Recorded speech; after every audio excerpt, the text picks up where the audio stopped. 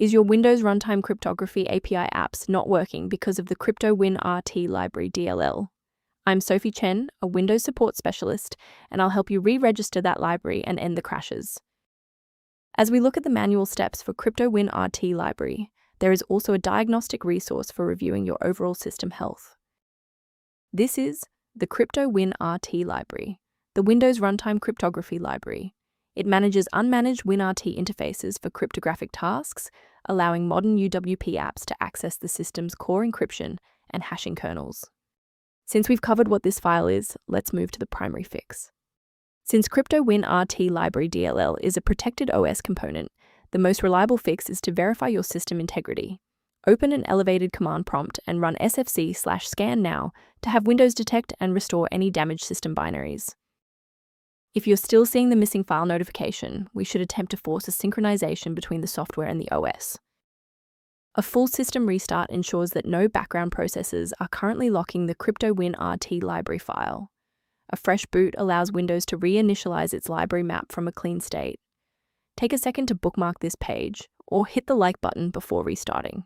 That way, you can easily resume this guide once your system has finished rebooting. With the restart confirmed as ineffective for this instance, let's analyze the registry settings next. If you need to pause the video while navigating the registry editor, feel free. Rebooting didn't reconnect the runtime links, so let's go into the control panel and refresh the library files. First, go to Control Panel, then select Programs and Features. Second, find every Microsoft Visual C++ redistributable, 2005 through 2022. Third, right-click each and select Change, then select Repair. If that fails, download the latest all-in-one VC++ redistributable package from Microsoft's website. Please note that for DLL files with numbers, the number tells you which version to repair. For example, 120 equals 2013. Before you finalize your changes, I need to emphasize the importance of using trusted sources.